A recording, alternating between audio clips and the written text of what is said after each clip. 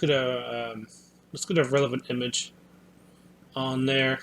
Um, I want to talk about this movie, but I'm gonna go ahead and get this thing on here, and then we're gonna go over the case with the maybe paranormal scholar um, video about it. But um, yeah, we're gonna go ahead and get that. Um,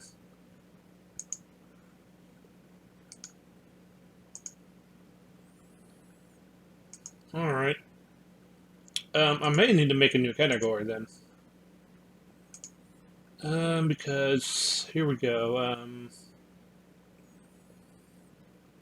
Probably replace the timer with it. Nah, I don't need a timer. Stop it. Um,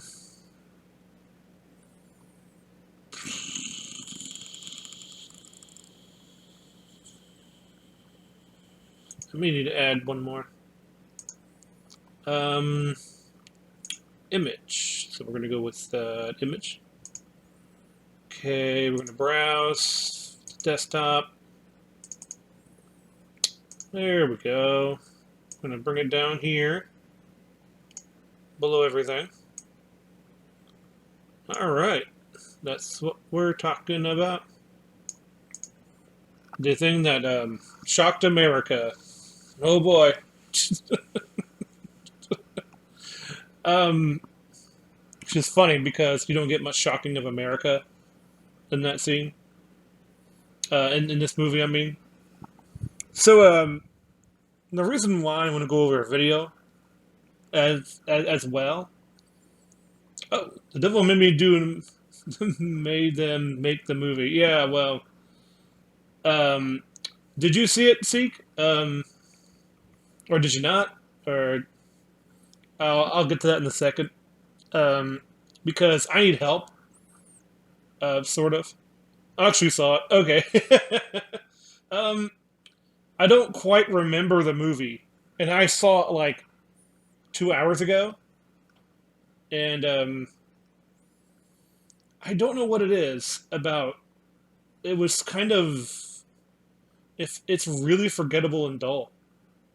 I usually don't say that about movies because at least I get something out of it. I don't remember it at all. Um, I should probably go through the plot and see what I can remember, and then we'll see if I can make something out of it. Hope this sounds good. So I'm glad you were here, Seek. We'll welcome in. You can always you are welcome in any time to come on. I should probably actually do that. I'm going to get my the background noise thing going, and then do that. Here we go. Yeah, I heard it click up. Um, yeah, it's definitely me up there. Cool. Um, so it sort of like begins with I forgot most of it already. Yeah, it's not very memorable. The it begins with the exorcism of another, because this is how like I think the Conjuring sort of did. It's like, well, the Exorcist was really scary, so let's. I mean, they do kind of do that a lot. Um, but so what happens is said this little boy and he's doing the pretzel. And like he's, I will say though, like the little boy doing all the pretzel movements, and you hear the bones cracking. By the way, the bones cracking is really kind of funny because they don't sound like bones cracking. You wouldn't, I don't know, you wouldn't actually hear it, but you know, I mean, like, have this little boy. He doesn't really say anything. He just roars a lot, and there's something very underwhelming about what's really going on, and And so this guy is like, so the priest comes and they try to exorcise it, this demon, and it's like, well, I want to. He wants to kill his father because it's telling him to, and so they're trying to get it out. So and this, yo, what's up? Hey, how's it going? I'm just talking about um uh the Conjuring movie, which I can't quite remember. So I'm just trying to recap it, and it's really hard to recap. I watched it like 2 hours ago, and I don't remember, which is why I need to probably go over it with the paranormal scholar video that I have, because it would actually be informative to me. Um, so uh, they had this man, I can't scratch the surface of what I'm trying to think about this movie because I've forgotten it already. It's This is terrible, terrible content. This is terrible content. And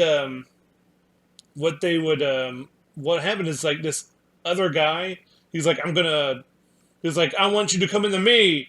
You know, the very stereotypical thing. Again, it's like from The Exorcist. So he's like, you're gonna come into me, and then it stops going after David. And he's like, oh, good. You know, everything's fine. And I'm like, you people are dumb. Okay. For one thing, it's kind of funny how they're warned something is going on in the exorcism itself, and they're still like everything's fine afterwards. He just said it would come into somebody else. It's fine. And he's like, of course he's gonna do it. Like, okay, if you were a demon and you were inside of a little kid, um, wouldn't you want to be inside an adult? In fact, why did the demon go after a little kid in the first place when you could just go for one of the adults? Because here's the thing about adults, they're a lot taller. Um, you can restrain a little kid easier, as shown in the movie. It really doesn't make any sense for this thing to go after a little kid. But I guess it picked a little kid because it's probably more susceptible to evilness or whatever. It's more, it's more open to the idea of a demon invading its soul or something. Mm. So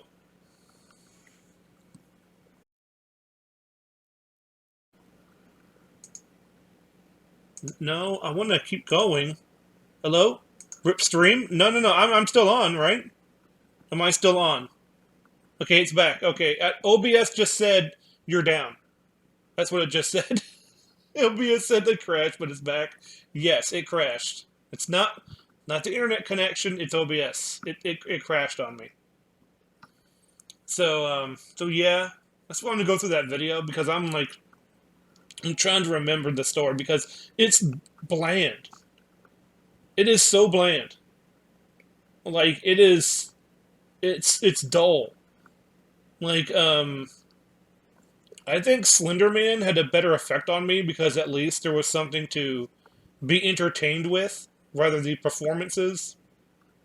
A few things about it because all the scares don't have any setup. I mean, it's like there's this, what's going to happen before it happens, and there's like this villain who just does whatever she wants. I mean, it's there's no rules, there's no set things to do anymore. Um, at least with like they really go for broke when it comes to bending the rules and right out breaking the rules that are established from the other sort of movies. They try to explain it.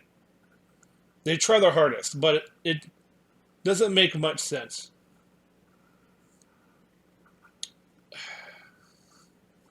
and like they keep tempting that the husband's going to die from something, and it never really comes to fruition because that would be interesting.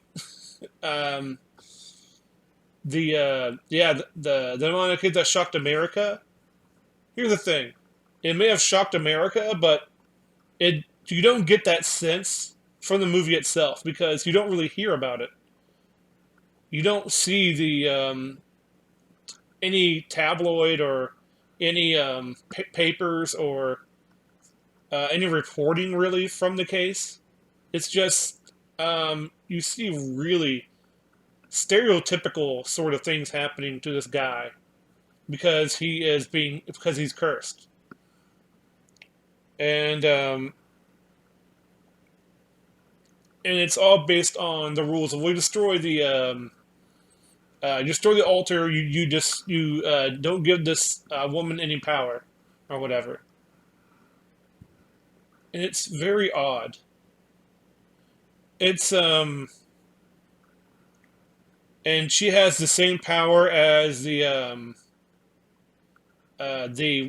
wife, Lorraine wife, is able to project her self into someone else's shoes,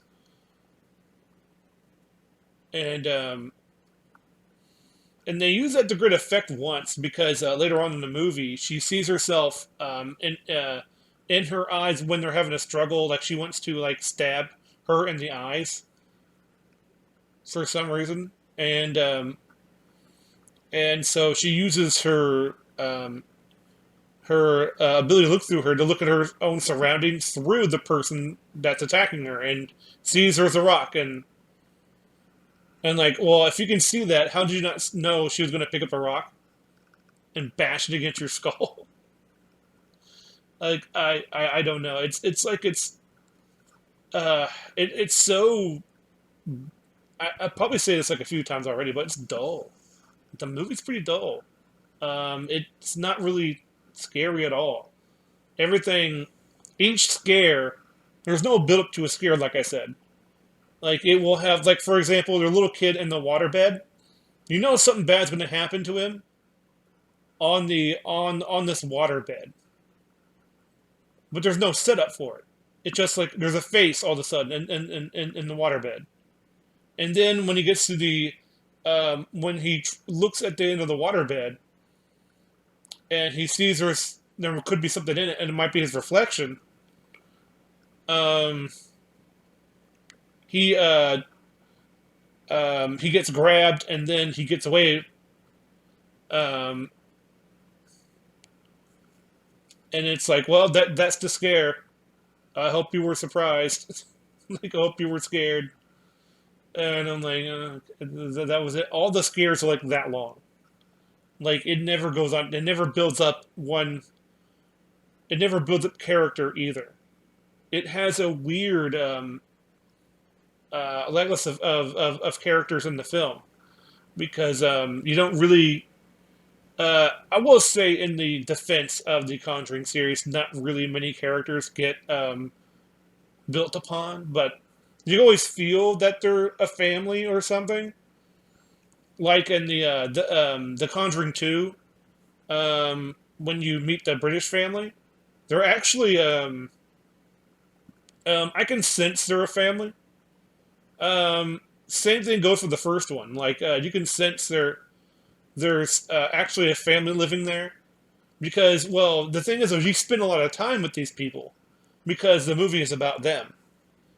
This movie is about the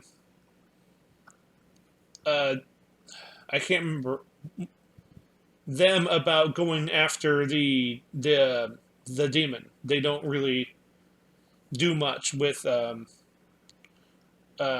because you've already kind of known what they're about, so there's really no need to go more into it about their relationship with each other. They're a husband and wife, and they have a daughter.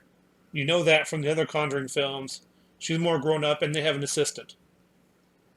You know, and so they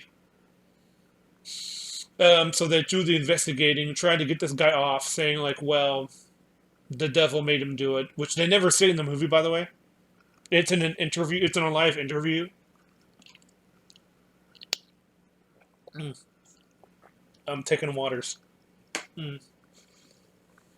So that's pretty much the whole plot. They go and try to investigate and try to stop the curse because they find a totem, which is basically a way to hex people if you find a totem or whatever.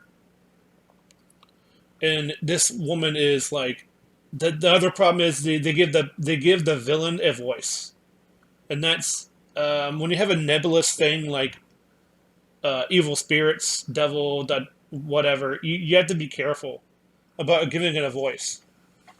Um, when it comes to something like The Exorcist, it's not. It has this voice that is very creepy, and it doesn't really talk that much until the end. And what it has to say and what it does is very provoking. Um, she stabs herself with a crucifix in her private area. You know, it's like, oh my gosh, and she cusses and does all this stuff. I mean, it's very like it's very disturbing. Nothing really happens that's disturbing in this. It's not provoking any sort of fear. It's actually like there's no impact.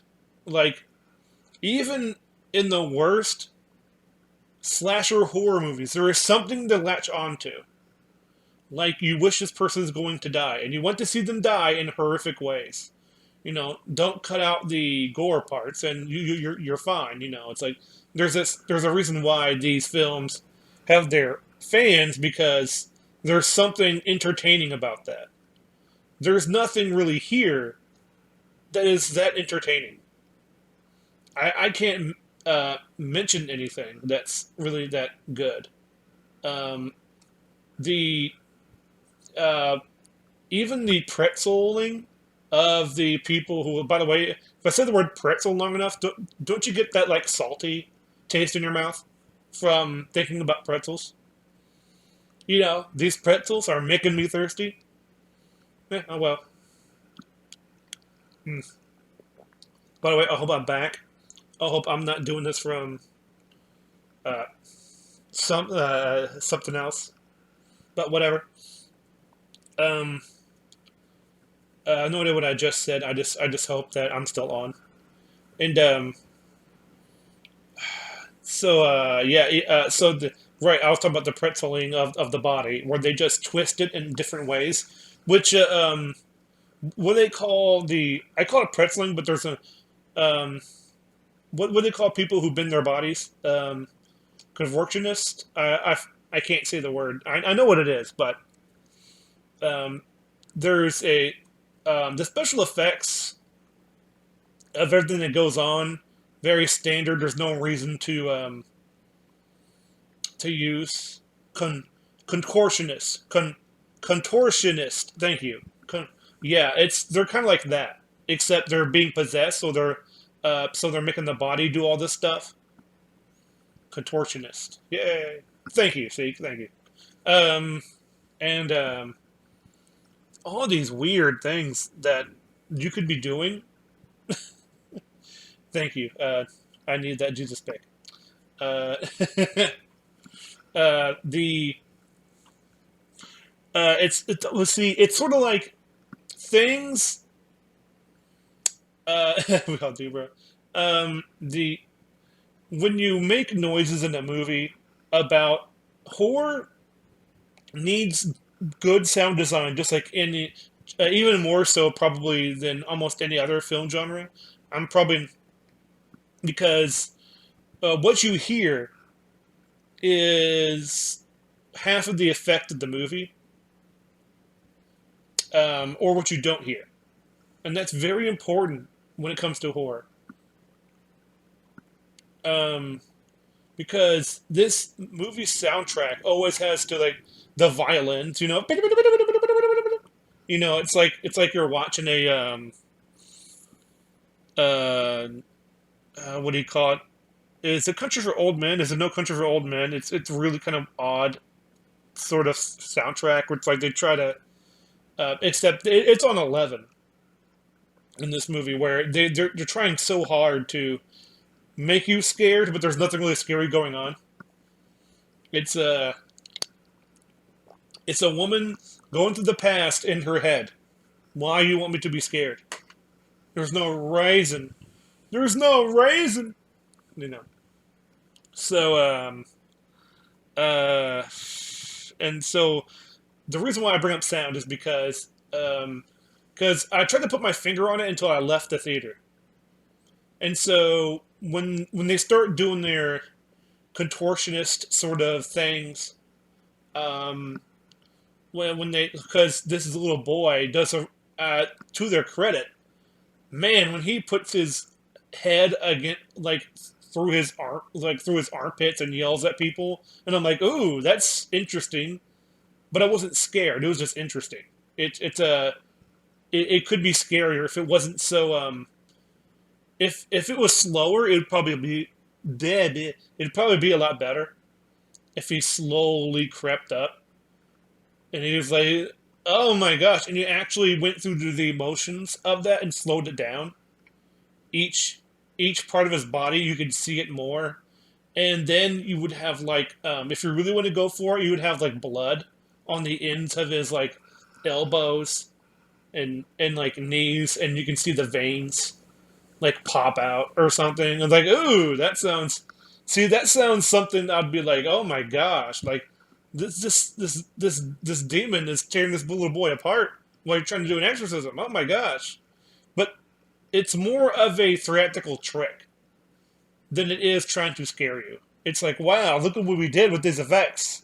I'm like, yeah, that's great, Al. Like, I'll call the movie Al. I don't know. Um, the whole thing of and the sounds of it though is very loud because as an audience you want to they're trying to make you hear they're trying to make the audience hear each bone break. The problem is that you hear it too loud. You should hear what they hear because while this stuff is going on, there's like a whirlwind going on and like bulbs popping and all that stuff. You think they're going to hear that bone pop, and wouldn't it be much better if they again if they slowed it down and you heard it pop once in a while? Um, so and I'll bring this up. Usually when in Yu Yu Hakusho, because I like to bring it up because it's always a show to go back to when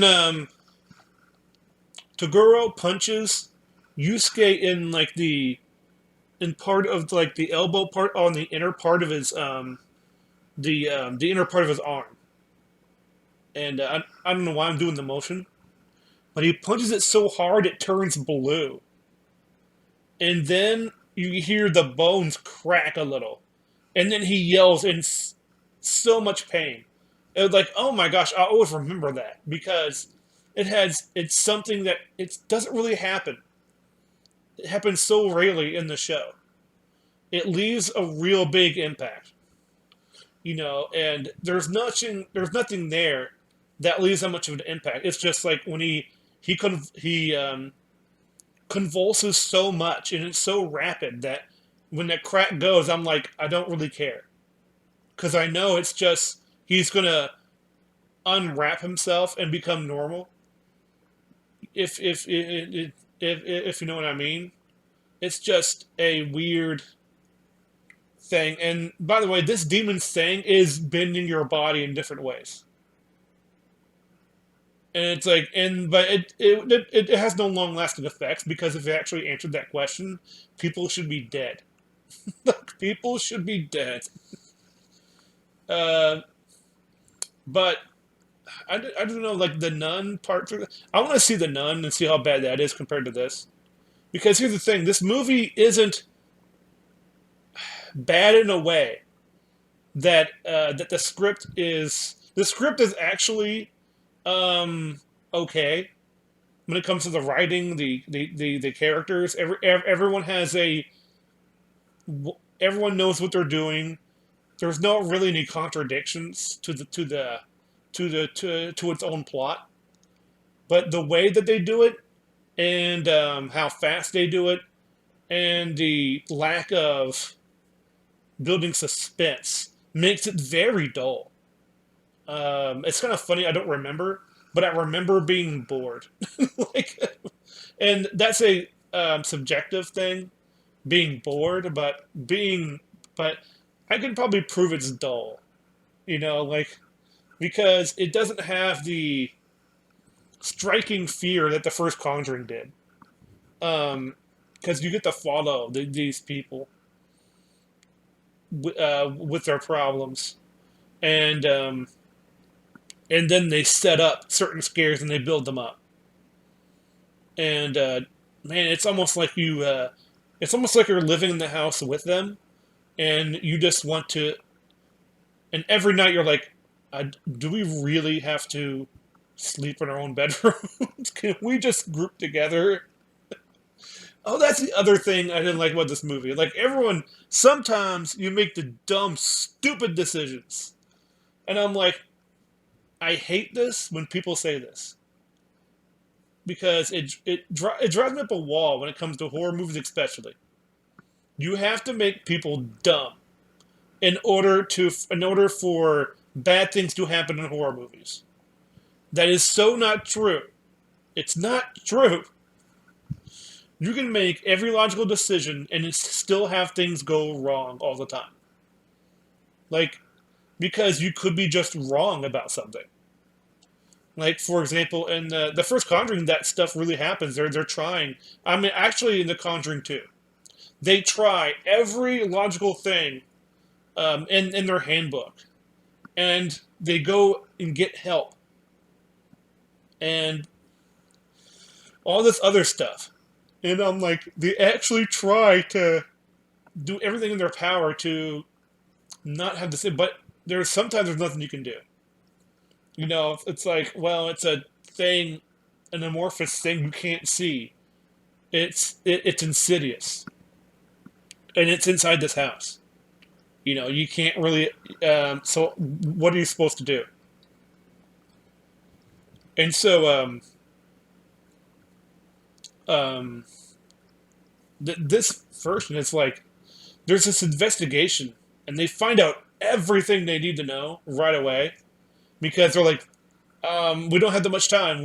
It's almost like there's a meta commentary about how we can't spend too much time here because we don't have enough time in the movie to do it. That's how it feels. There's no need to drive the tension or anything like that because the tension is it's supposed to be what they call a ticking clock. A ticking clock element is for example, the literal ticking clock element is, for example, if there was a bomb, and a person has to do something or else bomb goes off. That's the literal ticking clock element. Because it's literally a clock coming down. Mm.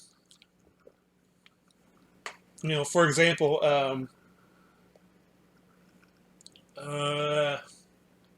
sort of like man, what's a movie where oh, like Speed.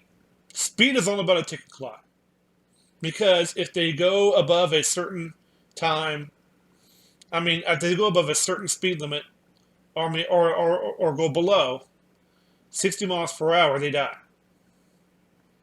That ticking clock is when will that happen? Because there's no way they can keep it up forever. Which, by the way, there's something that bothers me with that movie. How come like this bomb has like a range of like hundreds and hundreds of miles? I'm like, I don't think in the 1990s they would have a detonator range of like a city. Like,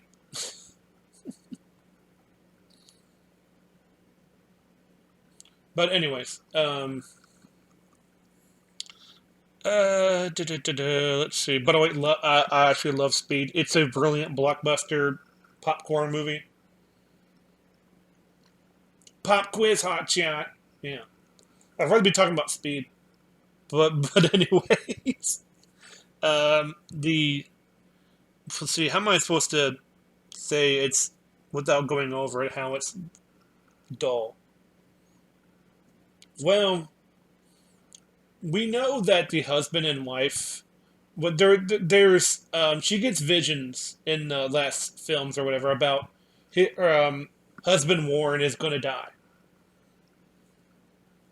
and so he could die, but he has a heart attack in this movie, and that causes him to be he loses he has difficulty walking, and he has shortness of breath, but you can't let that stop you. There's a demon on the loose, and then she's alone. And oh, by the way, I have to go back to the final scene where, because I'm jumping all over the movie now because it's one thing I remember, where he is tricked into thinking that the his wife is a like a demon probably, and he has like I have to destroy this demon, and of course she crawls back to the pedestal that happens to where the ritual is. And he's like, "Don't you remember me?" And like, in the very last second, he crushes the thing. Like, well, um, he brought the hammer up in the first place. You could probably trick him into doing that. It's just, I don't know. It's just kind of funny to think about. Uh, it's so weird. So, let's see. So the husband is, but I know he's not going to die because there's no tension there really. This is why we're instead we're following the Warrens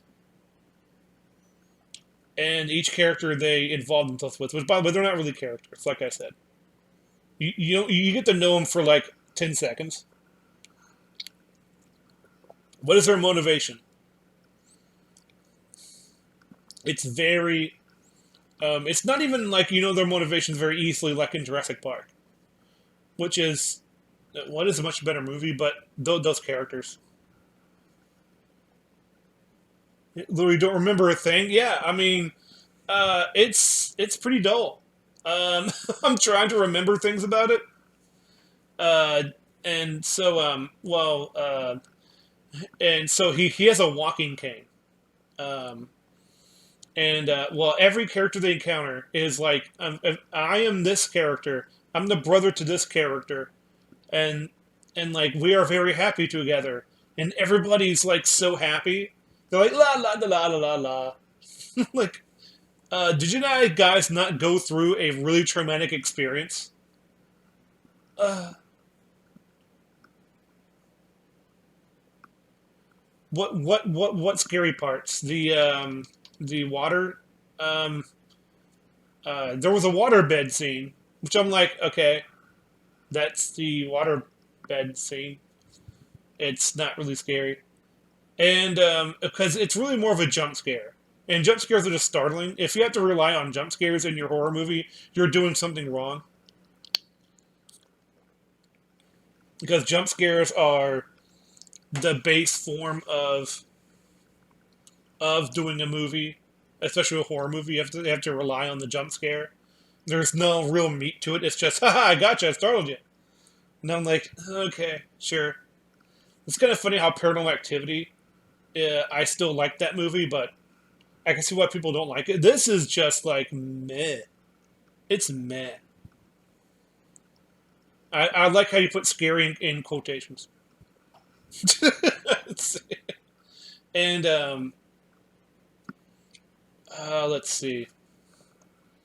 And so like there's a girlfriend um, character, and he's like, and they live at this guy's house who likes to drink. He likes to. His thing is his radio. He's like, you need to fix my radio. He's like, okay, I'll do it later. And he goes off with his girlfriend, the guy who took the demon in. He's like, I'm fine with the demon in me. I'm not gonna go and make sure I don't hurt anybody or, or seek help or tell anybody that something's going on with me, if I suck the demon into me, I'll be like, I'm going to a church over there, and I'm gonna submit myself to an insane asylum before I hurt anybody, or myself. You know, tie me up in a straitjacket. Let's go. Like I did my duty. It's like, but no, he's like, I'm gonna live my life, lol. It's like, okay. Of course, it was 5 years before it was probably like a couple of months before something happened. So, but still, it's just like, okay, like shouldn't you do something about that? Like you absorbed you absorbed something. You probably shouldn't keep it. Um, yeah, that so no one shares anything, and so things get worse for him. He kills this guy who who we thought was chasing him and his girlfriend, and he's like, "Grr, I'm kill you," and he's walking down the road, um, and the police find him. He's like, I think I killed somebody. He's like, uh-oh, we better put him in the paddy wagon. He's a nutso. And by the way, for a nutso, they sure let him clean they let him be a janitor at at at the penitentiary or the jail. It was like, this guy is a convicted murderer, and you're gonna let him around people with a mop. I don't think I don't believe that. I don't believe that for a second.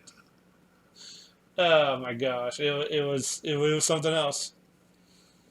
And no, that happens later when he gets arrested. He gets convicted. And he's like, I don't know what happened. Da, da, da, da, da, da. So his girlfriend is like, that wasn't him. You know, it must have been something. And so they go investigate, and it's really evil daughter of this priest guy who has all this stuff in his basement. He's like, why haven't you burnt this stuff already? He's like, I don't know. I should keep it out of people's hands like guns. I'm like, what? Oh my gosh. It's kind of funny. I remember the prison chaplain he's kind of funny. He's supposed to be he seems like he's important for the plot, but he's not really. But man, he's brave. I'll give him that. Like, in fact, one of the first nights, I don't remember his name. Anyways, I'll call him Dylan. Just you know, so Dylan is he's there, and he's like, and then the prison chaplain is like, here, God says you have the right to defend yourself. I'm like, I believe that's the Second Amendment, but sure. He gives him holy water, and with the holy water, he puts a ring of water around him and says these prayers, and then but it doesn't help. And I'm like, well, you know what you've done, right? You give him glass. I'm like, like, why would you give a prisoner glass? Give him like, man, I don't know. What would you give if you're a priest? What would you give a prisoner to knock away, to protect somebody? I'd be like, I'm saying a prayer for you, and I'll be right here, just in case something happens. But here's the thing: you don't need to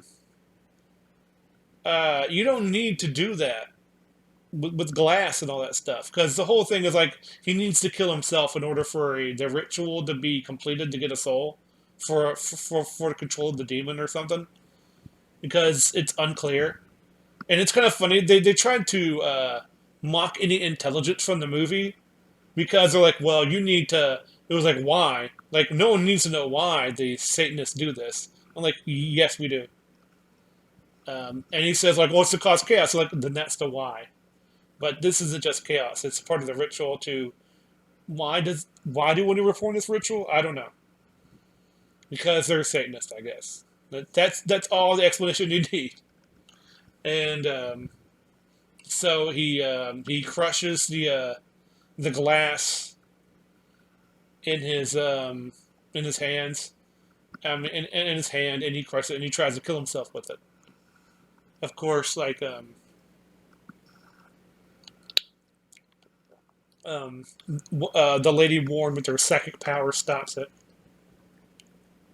and he's like, I was like, "How are you doing this?" And he's like, "I have power from God." And she's like, "Your God sucks." And then, no, it's connected both ways, which means they can see each other. And so the this, I guess she's a witch, and so she summons the body of a dead person, the guy who died from the original case or whatever. Man, it's like, aha, look out, it's drunk blood man. Like, oh no. And he kind of blubbers forth like he's a boss in Bloodborne. I mean, like he's an orc in Bloodborne. You know the rock golems, and I'm like, okay. He's like, oh no. He's like, get away. And of course they escape because they can't get hurt. It's got how many times the Warrens just do what they need to do and get the information and get the information that they need. They tried to have character moments with some of these people, but it lasts like 5 minutes. No, less than that. It happens like 2 minutes, and you're like, okay, I guess that means we like each other now. Cool. It's so weird. Um, I mean, it's like, you see what I mean? It's like it's some sort of like dumb movie. Like this movie's, uh, it like I said, I don't think it's the writing for the plot. It's really the writing for the characters that I think is really bad. That they just let things go, and it was almost like it was written by people who didn't really care about the universe. I don't know. It's it's very odd that that you would write something like this and hope people would like it because what was the other thing I was uh man, there's so much stuff in it that I'm just blanking on. But man, so I was gonna watch a video, but I'm not sure I want to do that anymore. I've already got 44 minutes into it. I guess I could watch that video because I want to get more information. Easy to forget movie. Easy to forget movie. Like this movie in particular, yes, because I could tell you. Because if I saw Cruella, I would be more mad at that movie, so I'd remember it more. But this is just like, meh.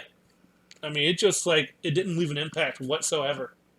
And that's um, the discussion. I guess would be: is it better for a movie to leave no impact, or a movie to leave a hateful impact? I'd rather have a no impact, to be personally honest, because at least it's something that just passes through and it doesn't offend anybody. Um,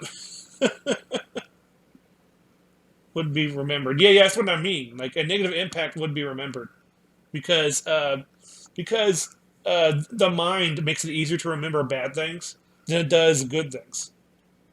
And this was just it was so bad it's forgettable. It didn't it didn't really try to do anything. That it's one of the most non-scary movies I've ever seen. I mean, it has a lot of jump scares, and there's a man. I have to go back to the first Conjuring because that one had like really good jump scares. Uh, it depends if you build them up. Like the most famous one jump scare is the scissor lady, is the scissor prisoner in Exorcist 3. That one's really well done. Um, um, yeah, when you build up the tension and nothing happens, for a while, like, and you have to build up to it. And I'm not saying jump scares are all equal, because the first Conjuring had really good jump scares. The clap one is really good, where they're playing the game clap, which is pretty much like, you are blindfolded and you're told to go around the house looking for people.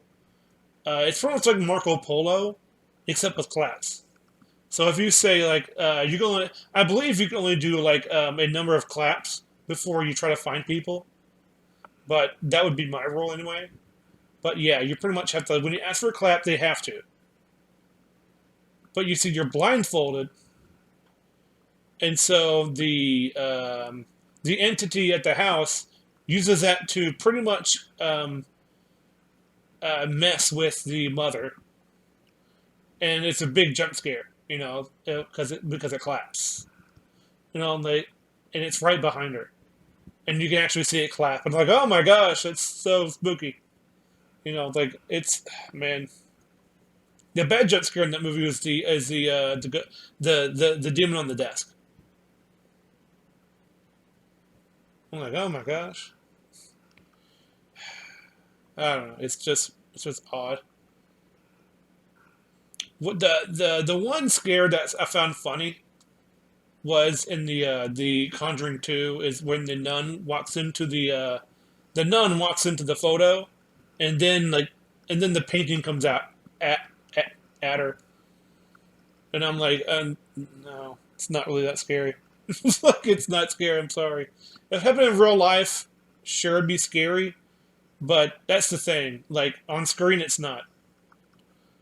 It looks like a Mario painting that, like a Mario 64 painting came to life and started chasing you or something. Like, okay. Like, okay, that, and then again, that'd be scarier. It's just really, uh, man, there's all kinds of things wrong with this movie that I can't remember. Um, I blame the, I will put the blame where I should put it. I think it's the writing. Um, like I said, the characters are consistent, but the problem is they're consistently one note. Um, I'm the girlfriend. I'm happy, and I'm the assistant. I help things. I'm Dad Warren. I'm concerned about my wife. I am female Warren. I am psychic lady. Ugh, my gosh, I burped. Uh, if you want a, good recommendation, uh, for a Conjuring movie, the first one holds up. It it harks back to the '70s horror film where they would take a long time, um, building up tension, and some of it pays off, some of it doesn't. But man, when it pays off, it's really effective. Um, they don't have as much character as older horror movies do, but it still has, you still feel for these this family members, because you spend a lot of time with them. It's not the Warrens you spend time with all the time, like in this movie. I want to see that again. I want to see the first Conjuring again because it's really creepy, and really kind of frightening. Um, in fact, what is it about, like, these rituals and stuff they have to do in every one of these? Hmm.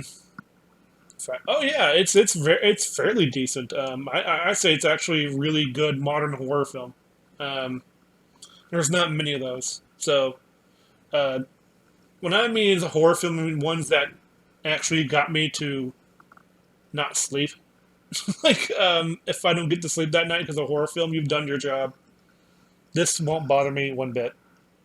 It's it's too impersonal, because they tried to personalize it, too much.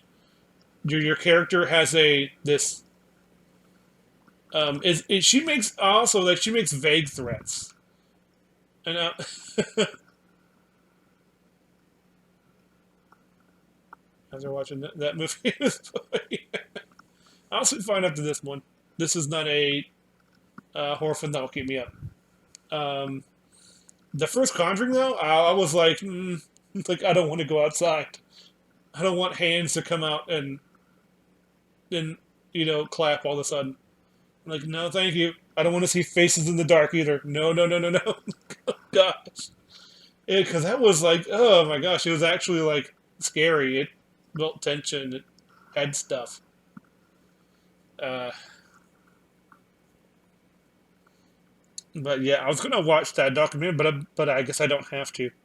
I've gotten pretty much mileage out of this already. Um, I might do it. Mm, uh, I don't know. I'm just out of it, really. Um, well, believe it or not, I'm actually kind of tired. I guess that movie bored me that much. It was a yeah. Oh yeah, there's that one scene of the where this old man, like he knows everything about a cult or whatever, and um, and he explains everything about his daughter before revealing that's she's the villain, and it's like and then um, it's like this is her. I'm like, oh my gosh, why didn't you tell us about this before when we first visited you? It's like, well, she's my daughter. I'm like, so sounds like that's a bad excuse. She's killing people, but she's still my daughter. I'm like, no, no, no, no. I'm like, no, no, no, no, no, no. Okay.